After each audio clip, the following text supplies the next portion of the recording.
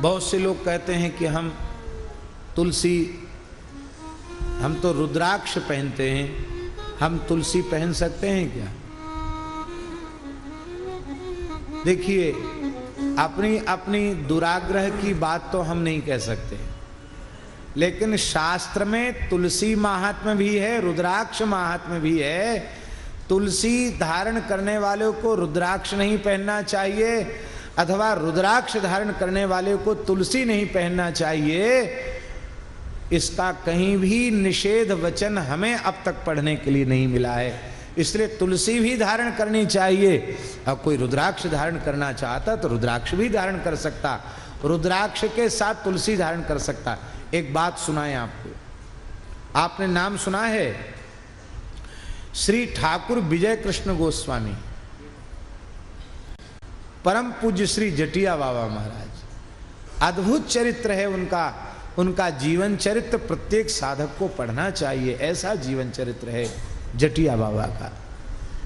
उनके एक शिष्य हुए श्री कुलदानंद ब्रह्मचारी, जिन्होंने एक ग्रंथ लिखा जिसका नाम है सद्गुरु संग। एक एक दिन गुरुजी के निकट रहकर क्या अनुभव हुआ, एक एक दिन का उन्होंने लिखा है। विलक्षण है सद्गुरु संग, पढ़ने योग्य है। धन्य है कुलदानंद ब्रह्मचारी को जिन्होंने ऐसा अद्भुत लिखा। वो सद्गुरु संग साधकों के लिए अमृत संजीवनी के जैसा है।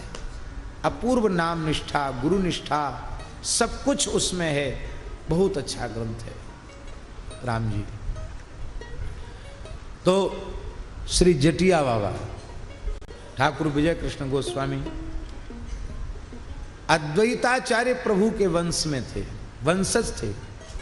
श्री चैतन्य महाप्रभु के अभिन्न परिकर श्री अद्वैताचार्य जी, जिनकी प्रार्थना पर महाप्रभु जी अवतरित हुए, उन अद्वैताचार्य जी के वंश में उनका जन्म हुआ था। और वे महान विरक्त संत थे, पूरा परिकर सिद्ध।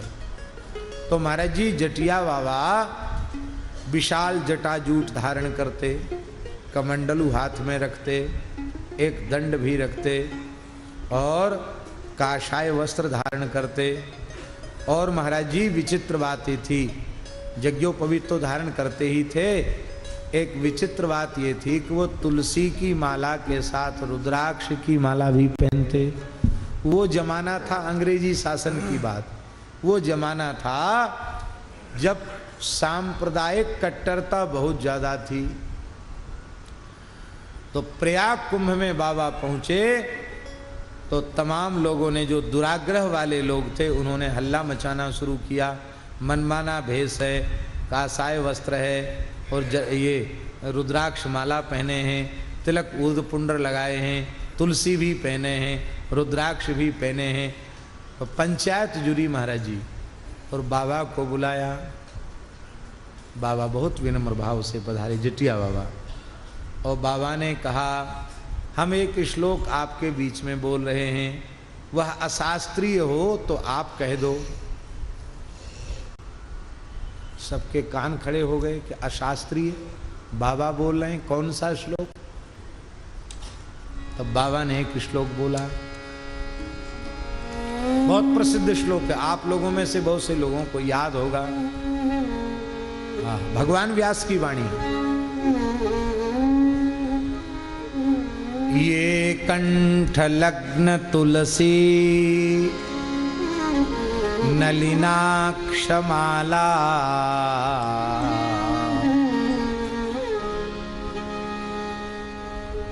ये बाहुमूल परिचिन्हित शंख चक्र, ये वै ललाट पटले लसदूर्ध्व पुंड्रा।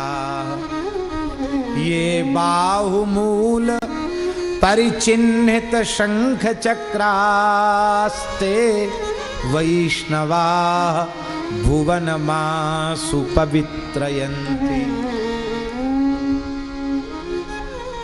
अब तुलसी माला के साथ वैष्णव स्वरूप में पद्म पुराण में, स्कंद पुराण में व्यास जी अक्षमाला का भी वर्णन कर रहे हैं। बोले नलिनाक्ष माला माने कमलाक्ष की माला, कमल गट्टे की माला। अरे वाली नलिन माला और अक्षमाला से कमलाक्ष का और रुद्राक्ष का दोनों का ग्रहण होता है। और हम तो आपसे पूछते हैं, भोले बाबा से बड़ा वैष्णव इस ब्रह्मांड में और कौन होगा? भागवत जी में लिखा, वैष्णवानाम यथा शंभु। भोले बाबा रुद्राक्ष माला धारण करते हैं कि नहीं? क्या आप रुद्राक्ष और तुलसी माला एक साथ पहनते हैं? कमेंट करके बताइए।